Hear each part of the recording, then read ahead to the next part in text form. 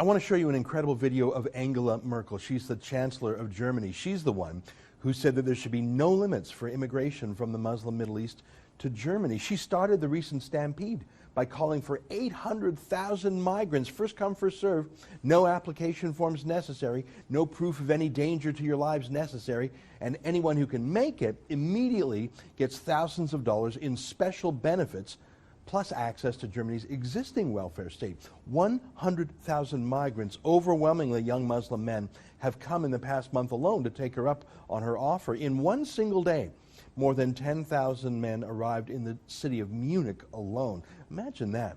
And if you dare to question this, well, you're called a Nazi, which in Germany tends to shut people up pretty quickly. Well, let me show you an incredible video. It's almost 4 minutes long, but literally every minute of it is amazing. It's a woman in Germany, she looks sweet, frankly looks like a progressive liberal, asking Angela Merkel, in a nutshell, aren't you putting our country at risk? Here, take a look. Sie haben vorhin auch die Verantwortung von dieser ganzen Geschichte mit den Flüchtlingen angesprochen.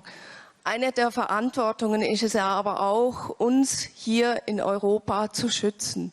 Und vor allem mit Flüchtlingen aus Syrien und aus diesen Ländern kommen ja noch mehr Leute mit einem islamischen Hintergrund zu uns. Und ich glaube, was der Herr vorhin angesprochen hat, beinhaltet ja auch eine große Angst hier in Europa zu dieser Islamisierung, die immer mehr stattfindet. Wie wollen Sie Europa in dieser Hinsicht und unsere Kultur schützen? Ich glaube erst einmal, dass der Islamismus und der islamistische Terror leider Erscheinungen sind, die wir ganz stark natürlich in Syrien haben, in Libyen haben, im Norden des Irak haben, aber zu denen leider die Europäische Union eine Vielzahl von Kämpfern beigetragen hat. Und wir können nicht sagen, das ist ein Phänomen, das uns nichts angeht, sondern das sind zum Teil Menschen, oft sehr junge Menschen, die in unseren Ländern aufgewachsen sind und wo wir auch unseren Beitrag leisten. Okay, she says that terrorism is primarily happening over there in Iraq and Syria and Libya. And I guess that's true enough.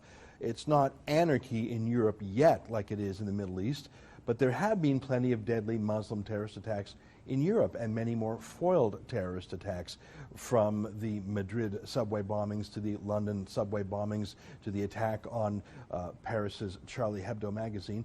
Fine, it's true that most terrorist attacks numerically happen in the Middle East, but then did you see that? She blamed Germany and blamed Europe because some Muslims who are in Europe go back to the Middle East to fight with the Islamic State. She actually is saying that Germany helped cause the Islamic State terrorism because Germany took in some Muslim terrorists who then went back to the Middle East to commit terrorism. She actually blames Europe for the Islamic State. Here, watch some more. Zweitens, Angst war noch nie ein guter Ratgeber, also es ist im persönlichen Leben nicht und es ist auch im gesellschaftlichen Leben nicht. Kulturen und Gesellschaften, die von Angst geprägt sind, werden mit Sicherheit die Zukunft nicht meistern. Look, this lady in the audience is afraid. She's afraid of terrorism as we know it, afraid that amongst these hundreds of thousands of unscreened Muslim men are more terrorists to come. And all Merkel has to say, 15 seconds, is, well, fear is not a good advisor. Don't listen to fear. That's it. 15-second answer, just don't be afraid, just a little cliche. No real answers to real threats. Don't listen to fear. Well, how about listening to warnings from the Islamic State itself that says they're going to sneak in with these migrants? How about listening to evidence? How about to real Muslim terror plots being discovered in Europe every week? Don't listen to them? Here's more of Angela Merkel. Und drittens, wir haben diese Debatte natürlich auch, dass wir sehr viele Muslime in Deutschland haben. Wir haben die Debatte darüber, ob der Islam zu Deutschland gehört. Wenn man 4 Millionen Muslime hat, finde ich, braucht man nicht darüber zu streiten, ob jetzt die Muslime zu Deutschland gehören und der Islam nicht oder ob der Islam auch zu Deutschland gehört. Aber da gibt es auch diese Sorgen und ich muss Ihnen ganz ehrlich sagen,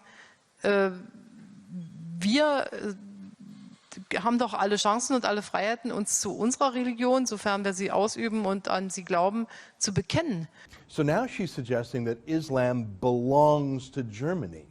And Germany now belongs to Islam, I presume. And anyways, she says there are already 4 million Muslims in Germany, so what are you going to do about it, right? Here's more. Und wenn ich was vermisse, dann ist das nicht, dass ich irgendjemandem vorwerfe, dass er sich zu seinem muslimischen Glauben bekennt, sondern dann haben wir doch auch den Mut zu sagen, dass wir Christen sind, haben wir doch den Mut zu sagen, dass wir da in einen Dialog eintreten. Haben wir doch dann aber auch bitteschön die Tradition, mal wieder in den Gottesdienst zu gehen oder ein bisschen bibelfest zu sein und vielleicht auch mal ein Bild in der Kirche noch erklären zu können. Und wenn Sie mal Aufsätze in Deutschland schreiben lassen, was Pfingsten bedeutet, da würde ich mal sagen, ist es mit der Kenntnis über das christliche Abendland nicht so weit her. Und sich anschließend zu beklagen, dass Muslime sich im Koran besser auskennen, das finde ich irgendwie komisch. Und vielleicht kann uns diese Debatte auch mal wieder dazu führen, dass wir uns mit unseren eigenen Wurzeln befassen und ein bisschen mehr Kenntnis darüber haben. What? So this lady from the audience said she is worried about the Islamization of Germany. I know what that means. It means worried about terrorism and violence. But it also means worrying about Sharia law, worrying about women being put into hijabs and niqabs and burqas. It means worries about a lack of separation between mosque and state. And Merkel says the solution to this is for this question asker to go to church more, to look at paintings in a church. That was her advice. Here's a woman, we have no idea if she's Christian at all, saying she's afraid of mass, unlimited, unscreened immigration of young Muslim men. And all Merkel says is she should go to church? This isn't a contest between theological abstractions. This is about the character of the German state itself, the public square, the laws, the culture. It's not about what book one reads privately in a house of worship. Worried about 100,000 Muslim men? Oh, go to a church and read a book, look at a painting. What is she even saying? Here's some more. Insofern finde ich diese Debatte sehr defensiv. Gegen terroristische Gefahren muss man sich wappnen. Und ansonsten ist die europäische Geschichte so reich an so dramatischen und gruseligen Auseinandersetzungen, dass wir sehr vorsichtig sein sollten, uns sofort zu beklagen, wenn woanders was Schlimmes passiert. Wir müssen angehen dagegen, wir müssen versuchen, das zu bekämpfen. Aber wir haben nun überhaupt keinen Grund auch zu größerem Hochmut, muss ich sagen. Das sage ich jetzt als deutsche Bundeskanzlerin. Okay, so now we have it. It took 3 minutes for Merkel to get to it, but here it is. For her, this isn't about dealing with the facts on the ground. This isn't about the 100,000 Muslim migrant men she's taken in. This is about some sort of national psychological therapy for her as German Chancellor. Did you see that? She's saying, sure, jihadists may be evil, but who are we Germans to speak? Don't forget how evil we were in the past, and not just the far past, but the recent past. Don't be haughty and arrogant, she actually said. So keeping Germany's culture of liberal secularism is haughty and arrogant, she says. Defending against unscreened migrants is haughty and arrogant, she says, because, hey, Germany did awful things to the Jews and to others, so shut up about awful things that Muslim extremists want to do to us. This isn't a public policy. This is a personal therapy. I note that Merkel herself doesn't have any kids, and neither did the last German chancellor either. They don't have a personal future. Now, maybe it was for personal reasons. I don't know. But the last 2 German leaders have, for whatever reason, no stake in the future. An amateur psychologist might say they have decided to terminate themselves as a form of ethnic punishment, the ultimate in self-hate. Selbsthass is the special German word for hating yourself. They hate themselves for what they or their parents or their grandparents did. They hate Germany today because of what Germany was in the 30s and 40s, and so they will not personally build a German future. And anyone who wants to is just haughty and arrogant and has obviously forgotten Germany's great crimes. And sure, some of these Muslim terrorists are bad, but no worse than Germany was. And anyways, she says, Germany is partly to blame for the Islamic State, and why don't you just go to a church and look at a painting? This is crazy. Now, she looks tired in this video, but I don't think she was drunk or delusional. She hasn't corrected these comments later. As far as I know, this is Angela Merkel's worldview. Germany doesn't belong to the Germans. Germany should be de-Germanified. Germans don't deserve Germany. Any foreigner fresh off a train does. Shut up if you disagree. Don't you know that Germany is guilty, guilty, guilty?